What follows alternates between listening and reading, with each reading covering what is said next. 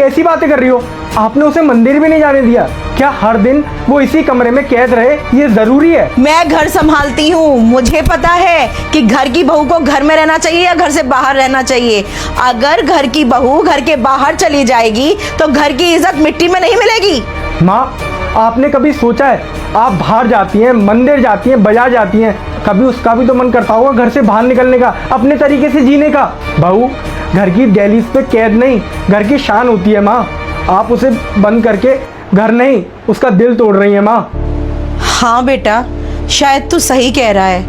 मेरी सास ने भी मेरे साथ वही सब कुछ किया था कि घर की इज्जत बची रहे।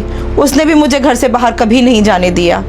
शायद इसीलिए मैं दिव्या को इतना डांटती हूँ और घर में ही कैद रखती हूँ। सही कह रहा है बेटा, समय के अनुसार बहुत सुधरना चाहिए। मैं पुरानी सोच रख के नहीं चल सकती। मेरी बहू की अपनी ज़िंदगी है, वो बाहर मंदिर ही तो जा रही थी, और क्या उसे जीने का हक नहीं है? मुझे माफ़ कर दे दिव्या बेटा, मुझे माफ़ कर दे प्रिंस। बेटा मुझे समझ आ गया कि घर की चार दहलीज में बच्चे को बांध के रखना, बहू को बांध के रखना, ये कोई घर की इज्जत नहीं हुई। घर की इज्जत तो दिल के अंदर होती है।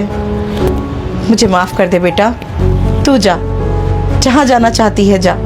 थैंक यू सो मच माँ जी, जो आपने मुझे समझा, एंड थैंक यू जो आपने मेरा स्टैंड लिया। मैं कहीं घूमने नहीं जा रही थी, सच में मंदिर ही जा रही थी। और मैं तो कहती हूँ कि आप भी चलिए मेरे साथ, हम दोनों मंदिर होकर आते हैं। हाँ दिव्या, तुम बिल्कुल ठीक कह रही हो माँ। एक काम करते हैं, अपन तीनों चलते हैं मंदिर और आराम से पूजा करके आएंगे। हाँ चलो। चलिए।